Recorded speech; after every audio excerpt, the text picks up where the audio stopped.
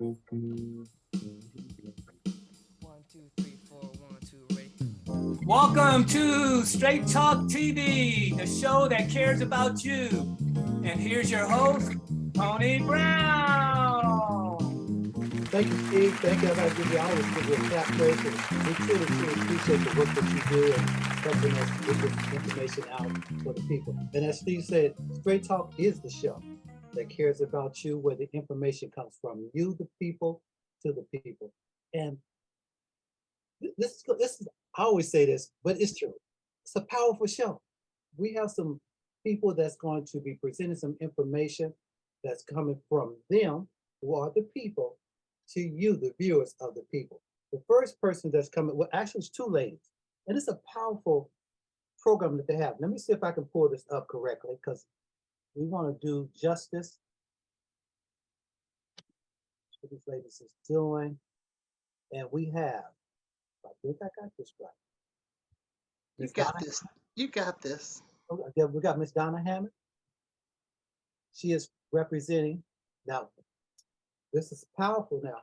She's representing IBEW/EWMC. And I'm going to have her explain to you what those initials mean. But also joining her is a lady that has a powerful testimony of her journey. It's Miss Kenneth. Did I pronounce it correct? Help me out if I didn't. You did. Yes. I got it. Hey! Okay, Miss Donna, thank you both of you. Go ahead, Miss Donna, and share a little bit about you, and then explain to our viewers what IBEW and what BEW means. I got them right, because this is. You got it right. You got it right. Okay, go ahead. Welcome. Okay, I'm Donna Hammond, and I am a native of Portland. And the IBEW is the International Brotherhood of Electrical Workers, and the EWMC is the Electrical Workers Minority Caucus. And they're both international organizations. Now, what I like to share, Ms. Donna, while we're right there, how did you get involved with IBEW? Mm-hmm. Yeah, it was an accident. Okay. And about 45 years ago, I walked into the employment office. It was an accident. And I applied for the program, and I worked with the Urban League of Northeast Portland. And I got accepted into the electrical apprenticeship without having a father, mother, brother, or anyone in the brotherhood. I became an apprentice, and then I completed my 4-year apprenticeship, became a journeyman electrician, traveled around the United States working as an electrician. That's it, Tony. That's my story. You sticking to it? I am. I've loved the journey. What I appreciated, you knocked a lot of myths off. Yes. What I mean by that is we feel that we have to be overeducated. We have to have parents involved. We have to have everything going for us in order to be a part of a powerful union like that. Yes, yes. And it was one of those opportunities that I stepped up for, and being actually the second Black woman who accessed the union, the electrical union, back in 1978. It was an incredible journey. There were a lot of allies, but there were some jerks out there too, Tony, I have to tell you. Right. Absolutely. In 1970? 78, I was accepted into the apprenticeship. And so it was a 4-year apprenticeship back then. Oh my goodness. I mean, we can imagine that. No, you can't. No, you can't. We can't no, imagine. You can't. You can't imagine it. No, you can't. Nah. She said, stop there right now, because you imagine the journey that we have been through. Speaking of the journey, you have a lady that's with you. Yes. And I want to share a little bit about who she is, a little bit of your journey. And then I'm going to come back to Donna, because she experienced some some heavy things that I want to do to know about. Miss Kenneth, I hope I'm pronouncing it right.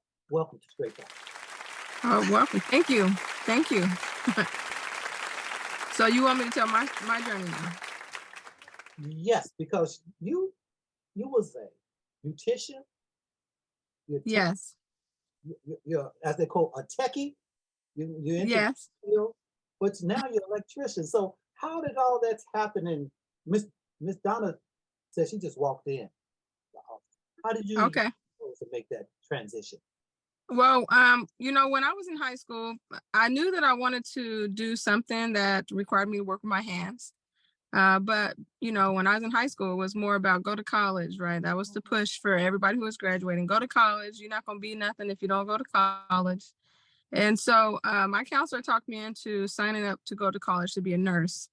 And even though I wasn't interested in the healthcare industry, I said, okay, I'll go to college for that. So I started school at Linfield University, and quickly it was like, I really don't want to do this. This is not my passion. I have no interest in the industry. And so I decided to quit the program that I was in, go ahead and take that debt that I've already incurred and do something that I wanted to do. So I've been a hairstylist kind of. I started doing hair when I was in middle school. So it was always something that came really easy to me. So I went ahead and I went to beauty school. So that was my first trade school. I went to beauty school for, it was just under 2 years, and got my license, and I worked in a hair salon. I'm still a licensed hairstylist. I still do hair for certain people to this day, but that was over 20 years ago. And I worked in that industry for a while, and then I got tired of being self-employed, and I decided I'm going to go back to school. So I went to school, and I wanted to be an engineer. That was, what I thought more of the hands-on piece. And so I went to school for that. There were some things happening in my family, and I had to take care of my mother. So I had to quit the program halfway through. In order to get back into it, I would have had to start over. And so I decided, well, I'm going to do something else. So I've worked at a bank, and I worked at a after school program. I worked at self-enhancement for a while. And when I had my second kid, we don't work in the summers when you work for after school program if you don't want to. And so I had my kid in the summer. I went into the unemployment department, and I found a flyer for Oregon Tradeswomen, which is a pre-apprenticeship program that introduces women to the trades, and you get to see what the other trades have to offer, what the different programs are, and what you have to do to apply. And so knowing that I wanted to do construction, I figured, why not? I'll try this out. And so I did. I went through their pre-apprenticeship program, and I had already heard about the IBEW, but I didn't know anything else outside of the name of it. And through that program, I learned the application process and what it took to be a part of that is in order to apply. And so before I finished that program, I applied. So when I got done and I interviewed, like the day after my graduation, I got right into to the apprenticeship program 2 weeks later. So I started my apprenticeship as soon as I got done with my pre-apprenticeship. And that's my story. That's how I got here. And I'm pretty sure, in high school, what I was thinking about doing construction, this is exactly what I wanted to do. I just had no idea it existed or how you got there. But I found it. Well, we're going to give you a clap praise, really, because that journey and that transition is powerful. But how did you, or what moved you to get past the stereotypes of only both men can be in construction work? Well, I always felt like the oddball because I didn't like to do the traditional stuff. I liked building stuff. I liked getting dirty. I liked math. I liked puzzles. And even as a little kid, I always was highlighted for my ability to perform in mathematics. And so it wasn't really about the stereotypes. It was just what I like to do. And I was more so just trying to find something that I would enjoy. And I like to work with tools on a regular basis when I'm at home, right? So if I can get a job where I'm doing that, even better. I tell people when I talk to them about the trades all the time is I would do this job for a lot less money. I just look at the payment that I get as a bonus because I really enjoy the work that I do. Okay, now you heard that, Donna. She says, yes. Yes. I want to go back to Donna for a moment. And Ms. Kenneth, we really appreciate your journey because you spoke to a lot of people the fact that when you were young, this was in you. And because it was in you, now I'm gonna stop right there. Who poured that in you? You know, my dad is a handyman, Okay. and I always grew up thinking I was going to do my dad's job. Okay. Even though I had brothers and sisters older than me, I was the youngest of 5 kids. What my dad did just spoke to me.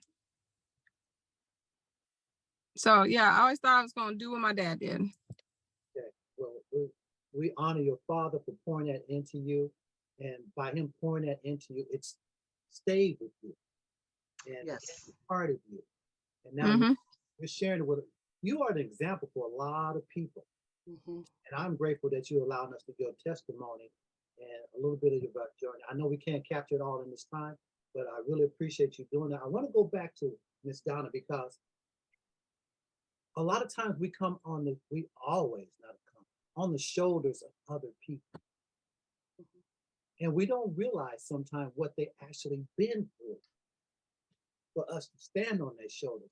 And Miss Donna, I want to talk about an event that happened in your life, and because there was someone there mentoring you, you are here today to speak to us about your journey. Can you touch a little bit about what happened? Yeah, just a little. I can touch just a little bit. Okay. Appreciate it. Yeah. So when I was in my apprenticeship, and it was a struggle. Like I said, there were some people who were not being the second female, the second woman of color. So it was a challenge. And I was on a project down at a paper mill. And my journeyman was a brother by the name of Omar Shabazz. And we had a situation where we were set up to, and if we would have done exactly what they told us to do, the headline of the newspaper would have said, "A black journeyman and black apprentice killed on a job site." And we were given some information that a system was de-energized, and we were told how to proceed. But Omar told me something that has always been told to me, but it never really processed. That day it was reinforced for me that you never ever take anyone's word for anything. You always check it yourself. And so we took some procedures, checked the system out, and found out that we were misled. And had we proceeded, I don't know who you would be talking to right now. Now, when you speak about misled and the procedure, kind of share with our viewers what all that entails. That means that someone walked us through a system, showed us where the ends of the cables were de-energized, hanging out of a cable tray, told positively that it was safe to work on, but it wasn't. So was there like bolts flowing through there, or? Oh yeah, a lot of voltage, and it was down in a hole where it was mud. Where I was standing, and Omar being my journeyman and wanting to give me some training, he allowed me to test the system. And we were both, I shouldn't say this word, we were shocked that it was that it was hot. I mean, we didn't get shocked, but we were shocked that it was live. Yes. And we looked up at the top of the boiler, and there were 5, 6 white hats, 5 foremen standing up there watching us. Yeah. Over somebody that was watching over you. Okay. Oh no, it almost looked like the Klan was standing up there. Okay. No. But those are my brothers. I want to tell you that even though that situation happened, that, like I said earlier, there were some folks who did not, appreciate us at the time. Yes. But there are way more. I would not be in the position that I am in today as a business representative and getting ready to step into this other role over at Oregon Tradeswomen had I not had allies in the workplace. There were way more allies than there were assholes. Oh, did I say that was my inside voice? We give a praise to those allies that stood up stay with the brother Omar too. Briefly, people, there was another event that happened to Miss Hammond on her journey, and you was doing some welding. Oh my gosh. Oh yes. Yeah, they were. Oh, you've been doing a little research. Yes, yes, yes. So there's been a couple of stories written about my journey, and I was welding, and I was welding with about 20 amps, 15 or 20 amps, and someone turned it up to about 120, 200 amps. And when I hit the rod, oh, I thought my hair was on fire. Oh, good. Hmm. But I'm here. I'm okay. Now, some of the folks that was in that space with you became allies for you. Is that correct? So many of them have. Yeah. So, there's this one story that I'd like to share that when I came back out of New York, and this is the story that I think it probably gave me the strength to understand really my role in this industry, was the first time I was asked to be a foreman. And I told this, the general foreman, the superintendent, that I didn't think that the brothers would work for me. And the superintendent said, if they don't work for you, they don't work here. Wow. Now, share a little bit about the program and how people can get in touch before our music starts coming up. How they can get Okay. involved with this program. So I think Kenneth maybe can share a little bit more, because Kenneth is actually an instructor at our training center now. So she has gone over and beyond, and she is educating, bringing folks in and training them through our boot camp. Kenneth, can you take the lead on this, please? Wonderful. Yeah, so we have an online application process. We have a website, and I don't know if I should put it in the chat or Put it up maybe there. Donna can. Absolutely. But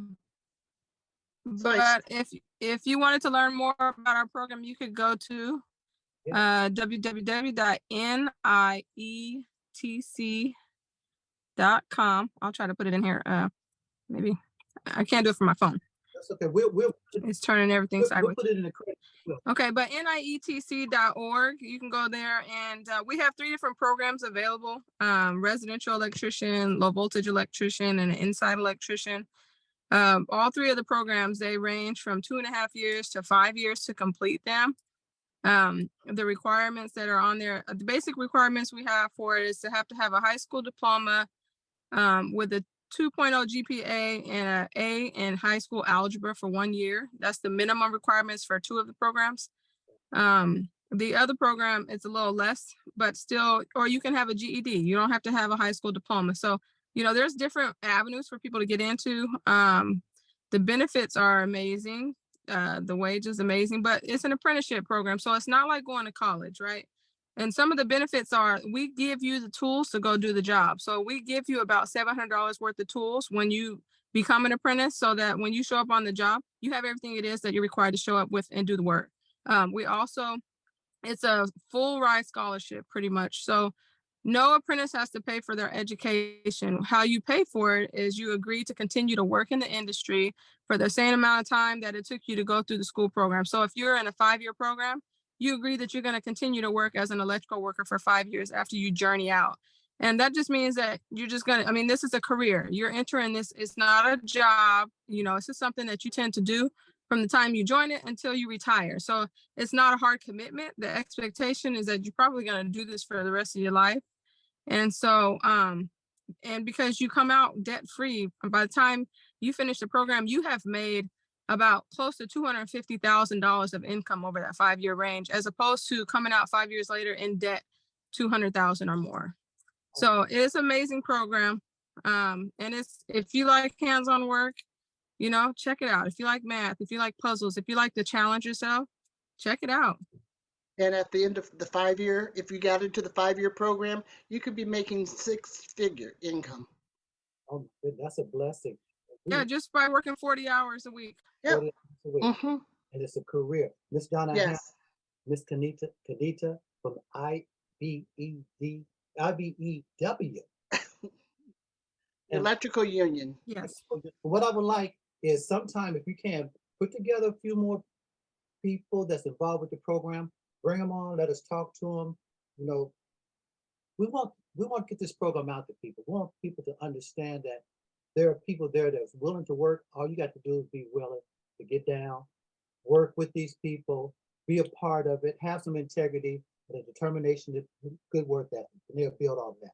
Please, ladies and gentlemen, please welcome. Thank you, Miss Donna, Hammond, and Miss Veenker. Thank you, ladies. Have an awesome day.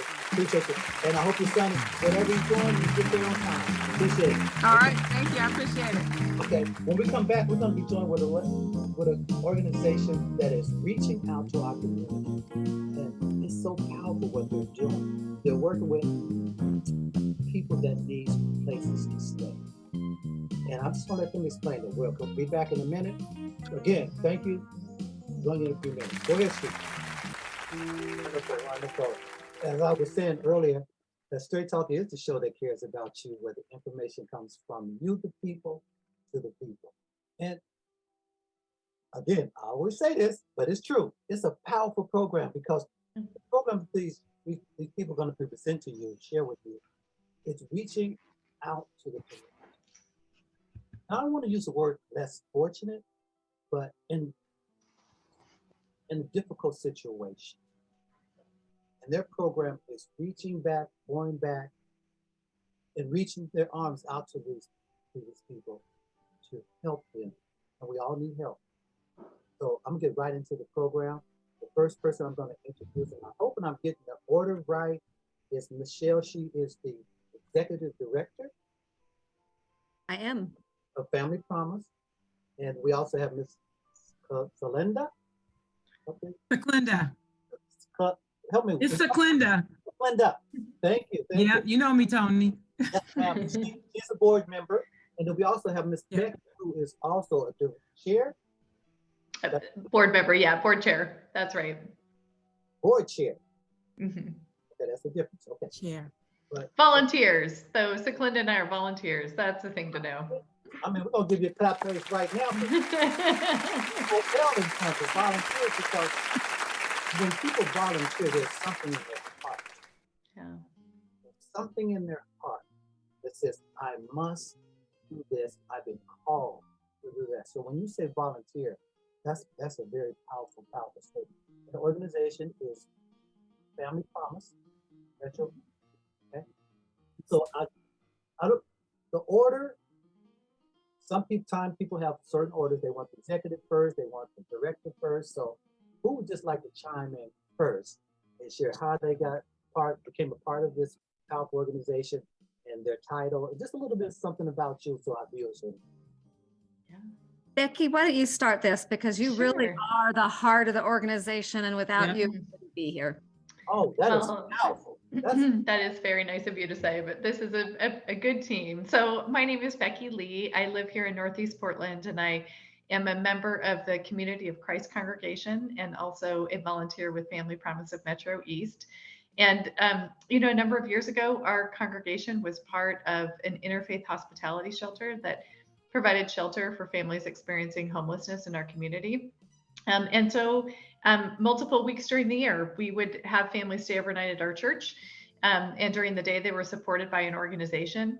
And that was really important work to us as a church, to make sure that we used our building as a safe place for people to sleep, that we gave us the opportunity to love people through food and through connection. And it became an important part of our congregation. And a few years ago, that shelter closed, and a number of us from Community of Christ, as well as from other congregations, came together and partnered with Family Promise, which is a national organization, to create a Family Promise chapter here in Portland, serving families in North and Northeast Portland who are currently homeless, providing shelter, case management, and support to help folks get back into permanent housing. So that's what we do. And I'd love to have Seclenda chime in and share more about how this works. Hi, Tony, Seclenda. And I met you at Home Depot. I'll say, first of all, I'm so passionate about homeless, especially homeless families. I'm also a member at Community of Christ Church. And I went through the first shelter system that we had. Then we did the veterans, the homeless veterans, and with Beckie, who brought in Family Promise Metro East. And I just jumped aboard. I mean, this is an amazing program. And here's another thing, Tony, is my biggest passion is that not only am I super interested in homelessness in Portland or it doesn't matter. I'm just really interested in homeless or houseless families. I found out when my son was in high school that there was a lot of kids who are living in their house, in their cars, or they're living on someone's couch. These families are not mostly, there's a lot of families who are a BIPOC community compared to the population in Portland or in Multnomah County. BIPOC communities are more affected with homelessness than of any other of our white counterparts. So I'm passionate about, it doesn't matter what color the person is, but that they need to have someone that was on this board or that was in this program that looked like them. And I think I bring a lot of passion and a lot of heart to Family Promise Metro East. Thank you, Beckie. And Tony. Michele sent me something out. Thank you. I saw this statistic, it shocked me. And I hope when our viewers see it, it resonates with them too.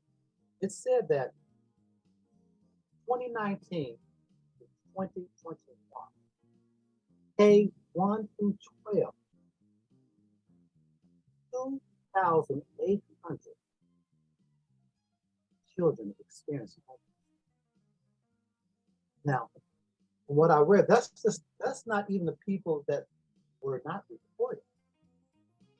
So, Michele, can you touch a little bit on that right now? And Beckie, I'll come.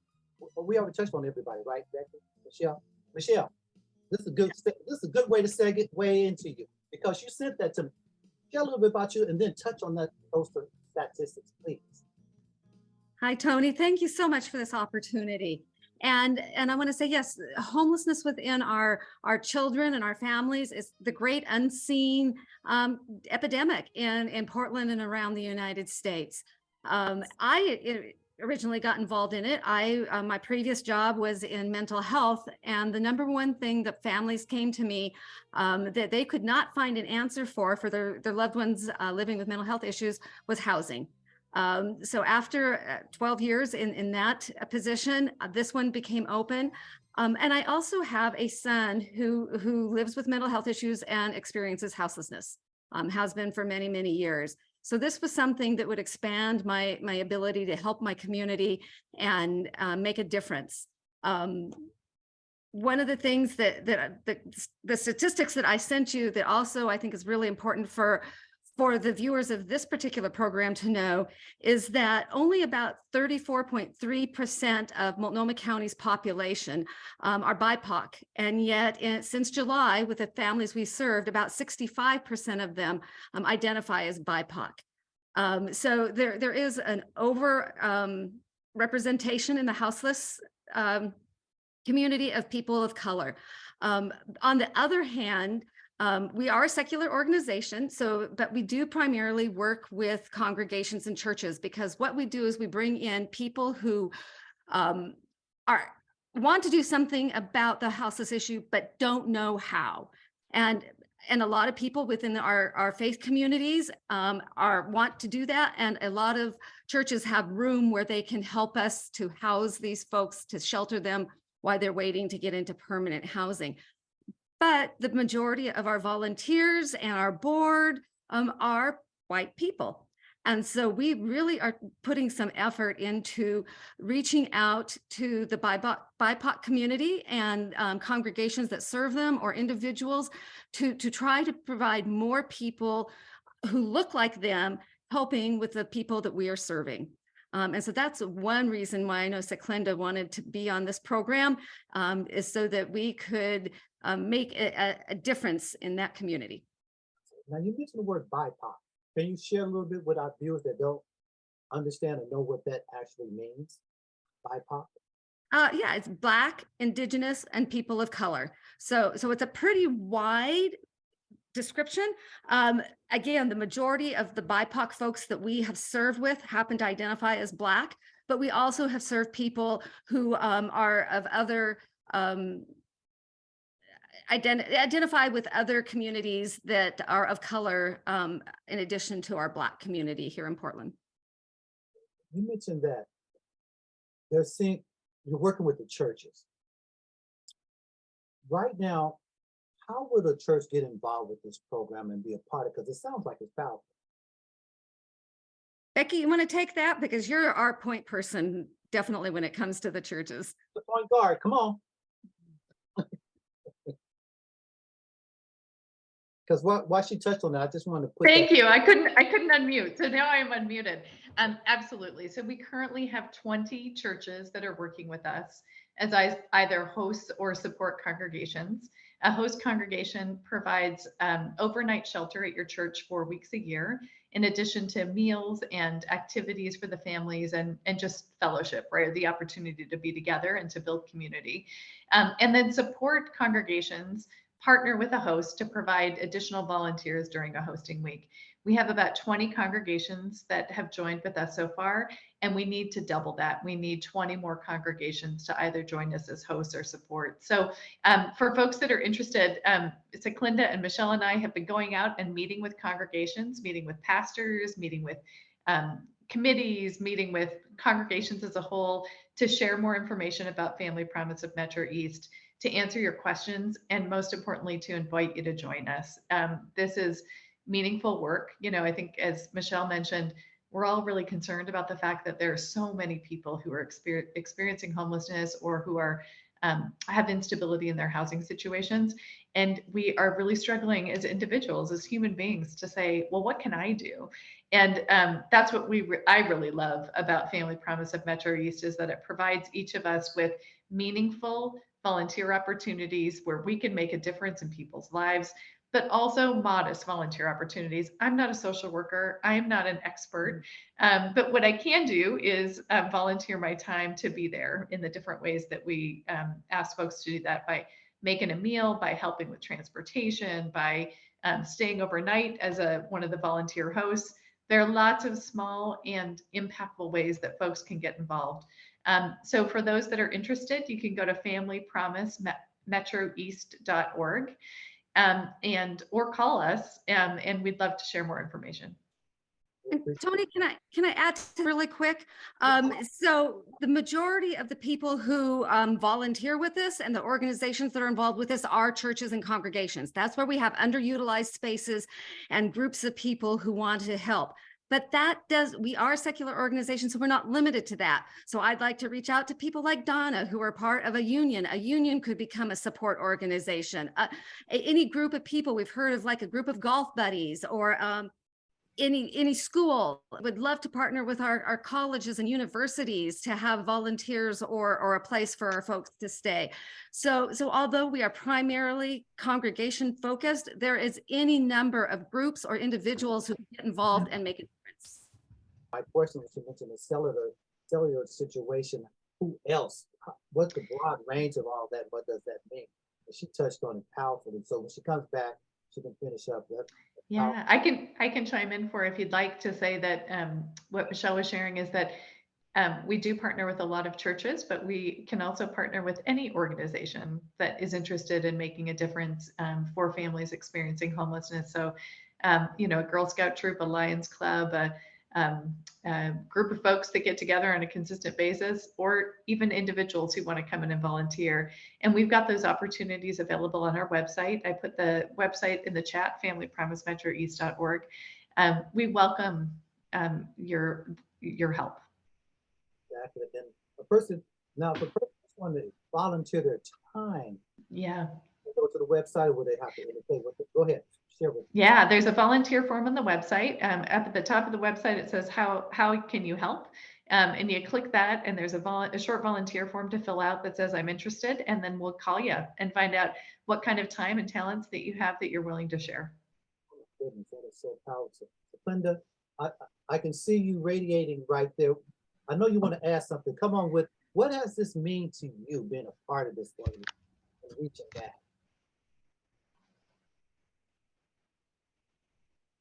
Seclenda? I'm sorry, Tony. I didn't hear it. I was frozen. I said, What I stated, I could see you radiating because you just feel what you want to pour out. But go ahead and share, because this means so much. You share with our viewers what it means to be a part of this.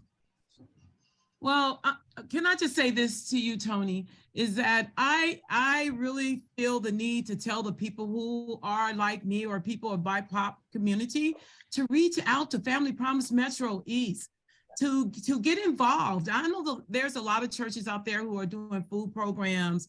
They're helping with rent assistance in some of the communities, but we really do want them to volunteer in person. There's a lot of children. The families probably, I mean, the people that we have now, the volunteers are so awesome. They're out there, they're engaging with the mothers, the parents, the fathers, and the children. But to be honest, it would be a little bit nicer if we can have people who look like them. It's always in that case. So they can maybe be a little bit more open, or maybe they want to just talk to someone who look like them, you know, to say, hey, I know you know how I feel. You know what I mean? Because we are the same, we're from the same, not really background, but color. But I just want those churches out there, the Black churches or the BIPOC churches, to reach out to us, to volunteer once a month. It doesn't matter. Just come out, and please, there's really a big plea for people like me to be in volunteerism and on the board. So we have a great diversity of board. We have older, we have younger, we have middle age, but they're all white. I am the only on that board. So we need more passionate people, BIPOC people, more diverse people. It doesn't matter on the board also, who care about this city. Every little bit helps. Absolutely. There's a saying that when you take a picture, the first thing you do is you look for what? Someone like you. Yeah, that's right. Mm-hmm. So I understand clearly whatever Straight Talk can do, we're here. We need to do more segments. I mean, just whatever we can do, because it's so powerful. And people need to know that this program exists. That there is people that's willing to help them. We lost. I hear my music coming up. You have an event coming up that you want to put out there? Yes, we've got a volunteer training coming up on March. Oh, I forgot to look up the date before we started. I believe what's up? Just look on the website. We have all the dates. Yeah. That's right. Yeah. I think it's March 15th, but we've got a volunteer training, which is the thing that we ask every volunteer to do, is to come to a training. And we'd love to invite anyone who's interested to that. Yeah, this is hey, Tony, one more thing. Oh, we got 2 or 3 more things. Come on. Okay, just one more thing before we let go. We also have a bottle drop account that we are asking for donations of people who have bottle drop accounts. I know it's very little, but every dime helps. I want you to know that. I mean, if you're passionate in helping people, give through your bottle drop account through Family Promise Metro East through bottle drop. Okay, absolutely. Michele, do we? Okay, Beckie, any information you want to leave us with our viewers before we sign off? Just thank you so much for having us on again and helping us spread the word. You know, we're in a time of crisis in Portland when it comes to homelessness, and we got to take care of each other. And this is an opportunity to do it. So join us at Family Promise of Metro East. Call us with questions. Check out the website and come in with us. You know, there's nothing better than sitting down next to someone over dinner and being able to just be together as human beings, because that's one of the challenges, right? When your world's fallen apart, you've lost the people around you. So our goal is to help rebuild that kind of community connection and connection to human beings, because that's what we all are. Absolutely, our pleasure. And if some of the pastors are willing to come on, we'll set another time and we have another program, and some of the pastors come on and they can share about what this program meant to them and how they got a part of it and how powerful it is. Would love that. That's a great idea. Thank you for that invitation. My pleasure. Again, we heard from Family Promise.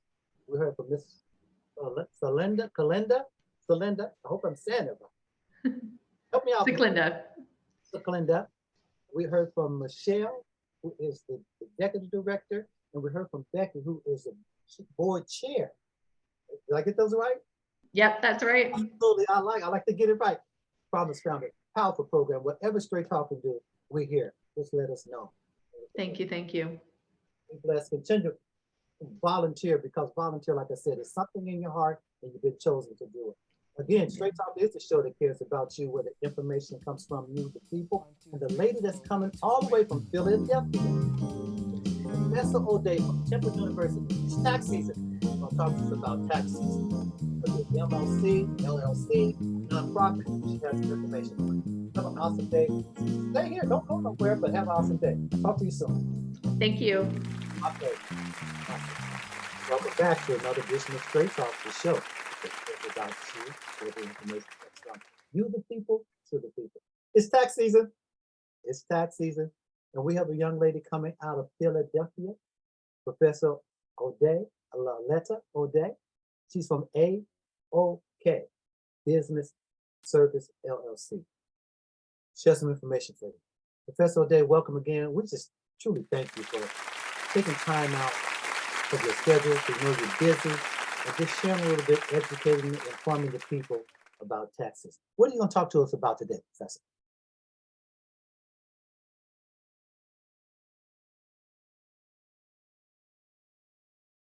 Professor O'Day?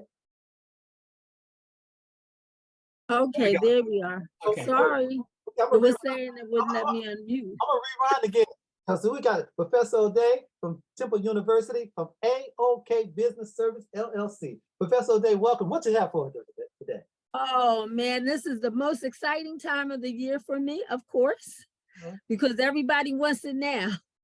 But of course, they're a little disappointed because, you know, in 20 and 21, they were getting so much money back, but the laws have back reverted into 2018. So they're not getting all of the exciting refunds back that they had originally. So one thing I want to talk about is the W-4. One of the things that I find that people are not telling people about is that the W-4, which tells your company how much tax to take out of your wages, none of the human resource people are having these conversations. So ultimately, one, you're getting less in a refund because you don't know, or you end up owing. So it's important that you go back and look at your W-4. And I know we have gotten to the point where everything is direct deposit, direct deposit, direct deposit. So we don't pay attention to our paychecks. But it's important that we do. Why? Because before 2018, that most companies naturally just took 10% of your gross out of your pay. Well, now we said, yeah, we want more money. So the prior president made it so that you could get so much more money in your paycheck, but that didn't change the wage tax. They lowered the wage tax, and now you still owe them. You're just going to owe them a little more, and you're going to get a little less. So it's very, very important that you talk with your tax professional, your CPA, your enrolled agent, whoever is working with you, so that they can prepare you for things like, my child is 17 now. They're not going to get the child tax credit. They need to know these things, or this is the last year your child is going to be able to get the child tax credit. If you're married, you need to know how much it is because you won't get earned income credit. These are important conversations that I'm finding we're not having, and that, again, our human resource companies are not talking to our employees and saying, hey, you might want to take a look at that. So everything is automated in all this world of automation, although it's good when it works. When it doesn't, it doesn't. But we still need to have the conversation about, hey, I want more money now, less money then, but whatever I do, I don't want to owe, right? Nobody wants to owe. So when we talk about also the prior people in the housing authority that has the housing industry that is probably a nonprofit, it is not too late for a couple of things. Make your donation. Volunteerism is equal to money for them on that side as the nonprofit, because it has a cost. Volunteerism has a cost. However, anybody who wants to donate, just remember, if you cannot itemize, you're doing it from the heart. If you can itemize, it is tax deductible to you. So if you have multiple places that you want to donate to, just know what that rule is. The other thing is, it's not too late to get your IRAs and things in place. So that's a wonderful thing too. You actually have till April in case you want to increase the amount of money that you're paying into your retirement account, whether it's your job or whether it's your you have one on your own. So these are key important things if you haven't started yet. And for businesses, instead of February 15th, which is past, you now have to March 15th. So that's for profits and nonprofits to make sure your taxes are done. So that leads me to record keeping and bookkeeping. There is a difference between record keeping and bookkeeping. Record keeping is an important responsibility in any business, profit or nonprofit. It's simply the orderly and disciplined practice of storing all your business records. Those people who have inventory, those people who have cost of goods sold. And I would like to come back and really talk about cost of goods sold, because we have a lot of beauticians and people who make clothes and oils and things like that, and they really don't understand how that works. And it seems like they're people that they're relying on to give them information during tax time is not actually explaining why you need to do that record keeping, because that record keeping is the thing that the IRS will require just in case you happen to get in an audit. But bookkeeping is a required item. Record keeping is important and you should have it, because we know it's like us. You know, when we go to the store and we bought the same thing because we couldn't find it. And so we're not paying attention to our money because, oh, I had 5 of them. I thought I only had 1. You couldn't find it. So you go out and you buy some more. So now if you keep your records and you pay attention to your record keeping, you know that that's there. However, your bookkeeping, especially a small business, tracks your transactions, because the one thing we ask all the time is, hey, how much is your business worth? And people can't tell you. How much do you pay yourself? I don't pay myself. These are key things, because sales, purchases, receipts, all of those transactional things you need to keep. And what happens is micro businesses get overwhelmed with trying to make the sale, that they don't keep their records and they don't keep their books. And those are the things that will keep you from having such a solid foundation. Professor O'Day, you touch on a lot of information, and I'll do my best to kind of go through where people can, just some key points where people can really touch them in regards to parents and the checks they're getting or the money they're getting back for the children. That's changed. What has changed about that? What has changed is that in the last 2 years, they allowed you to have dependent child care was refundable. They had the child tax credit refundable and the additional child tax credit refundable. So all 3 were refundable. So having that extra income for the last 2 years is not available to you this year. The child tax credit simply reduces now your tax liability by $2,000 per child. So if you have 2 kids, that's $4,000.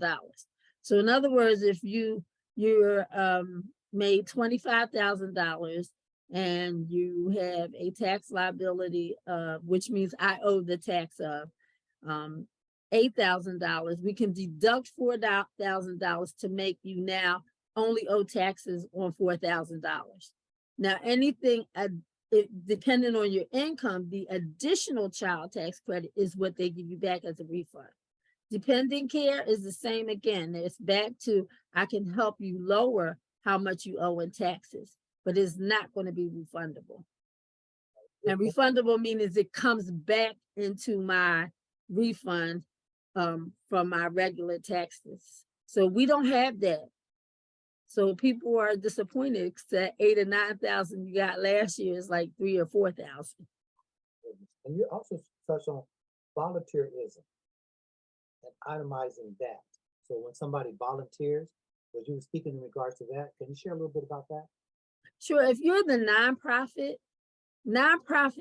nonprofits, when they do their tax returns, which is also due by March 15th, whether it's a postcard or an easy or a regular 990, there's a spot in there. How much is volunteerism? So that helps you get more funding and more grants because you have volunteers, and the volunteers are worth whatever the organization says they're worth as far as fundings are concerned. So if I volunteer, I'm doing a justice, a righteous to the nonprofit, and the nonprofit gets to benefit for us as, for us as volunteers. The other thing is, if you're supporting an organization, again, do it from your heart, because most of us don't have enough to itemize. And that's a whole nother topic, itemization, but just do it from your heart, because 20 and 21, they automatically gave you a $300 deduction and gave you a credit for supporting whatever organization. That doesn't exist this year. You don't get that. So you now have to go back to, if I itemize, then I can deduct it from my taxes. Other than that, if you cannot itemize, just understand that you did it as, a point of reference and volunteering to support whatever organization you have a passion for. When you speak about itemized, are they talking about tangible goods itemized? No, so itemizing means the government gives you a standard deduction, which is a certain amount of money, depending on if you're single or married or head of household or a widow. So they give you a number. Say, for instance, if you're single, it's $12,400 that they deduct from your gross. If you have medical expenses, if you're a homeowner, you have interest, which they now can only take off $10,000, but you have real estate tax, unemployment tax, all those things, and whatever your donations are, they have to be more than the standard deduction. And the standard deduction is the number that the government has come up with to subtract from your gross to give you what you actually owe in taxes. It's like, thank you for working. I'm going to give you this money not money, I'm going to give you this amount of money to deduct from your gross. And that's actually what you'll end up owing taxes on, not what they took out. So that's how you actually get a refund before all of the credits and everything anyway. That's just the standard deduction of, if you're married, $25,900, depending on if you have children or not. So that's kind of how we come up with a tax liability. And you mentioned bookkeeping is required. Bookkeeping is required for every business. If you're a startup, micro business, and small business in America generally means I'm making $1 million or more. So bookkeeping is just required, period. It saves you in an audit, but it also helps you define how your business is running. And let me tell you the other thing that people don't do, that they always I'll just pay businesses. I'll pay my taxes at the end. No, the federal government says you're supposed to pay estimated taxes every quarter. Every quarter. And they give you the dates that they're due. So, well, suppose I didn't make any money. You have to give them something. Give them $100 because it's the cost of doing business. You chose to do the business. Here are the rules that go with it. And we have to learn to follow the rules. Compliance, taxation, quality assurance, the things that will give you a great foundation, profit or nonprofit. You also mentioned paying your business. And, let's see, how much you pay your business and how much you pay yourself. Like there was two different statements there. Can you touch a little bit on each one of them or the business? Sure. So in your business, you should be your own employee if you don't have other employees. So when they say pay yourself, people just go, you should pay yourself, but they don't really explain what paying yourself is. You should have a payroll company unless you're a sole proprietor, then you can't have one. But any other LLC, S Corp, C Corp, you can have a payroll company. What do? They pay your 941s, which is your quarterly taxes. They pay all the taxes that you should be paying yourself. The important part is when you're an employee of your own company, you get to pay workman's comp, disability, and unemployment. And that was one of the issues when we first ran into the pandemic, that people were self-employed, but they weren't employing themselves in their own company. So they weren't paying into unemployment because you have to pay into these things. Even when you have a job, look at the breakdown, you're paying into it so that if something happens, you have the money to cover you instead of trying to actually take your personal assets, your medical and all that you need for later on in life. Does that make sense? Absolutely. Well, I'm getting it, and I hope the viewing audience get it. And I'm really grateful that you mentioned you like to come back. Yes. To help inform us and walk us through these baby steps so we'll start getting this right and getting the information, because what we don't know can hurt us, but if we know, we can do better. And which brings me to, people go out and get an EIN number, right? And they never read the middle of the paper that the IRS sends. If you would just bother to read the middle section of your EIN paper that the federal government, it will actually tell you what kind of tax return you need to file and any of the schedules that go with it.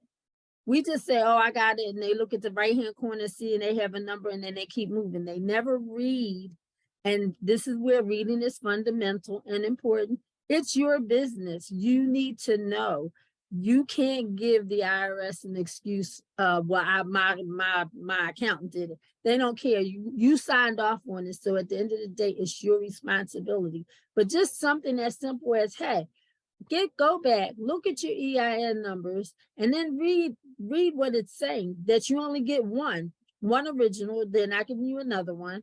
And then what is your tax liability? What is your responsibility? It's right in the middle so that you know what you need to do. And that's why it's imperative that when you look at these things, you then know, hey, I'm an LLC. I need to pay myself, because paying yourself also helps if you want to buy real estate or a car. I want to put my car in my business. Well, if you want to do all that, they need to see that you have some income personally as well as your business. We appreciate you so much. We look forward to next month and sharing the information with you. Have an awesome day, and thank you for doing what you do. Having me and everyone else. I learned a lot today too. I'm appreciative of Straight Talk. It's for the people, by the people. Let the church say amen. Be blessed. Go ahead, Steve. Take us on out. Steve, thank you. That's our engineer. Appreciate you so much. Have an awesome day. Thank you. All everybody who joined us today. Thank you. Remember, Straight Talk is the show that cares about you, where the information comes from. Yes.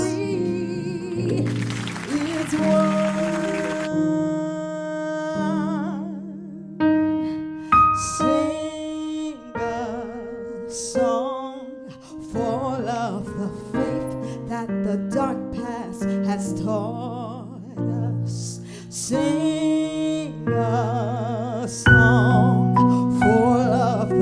hope that the present has brought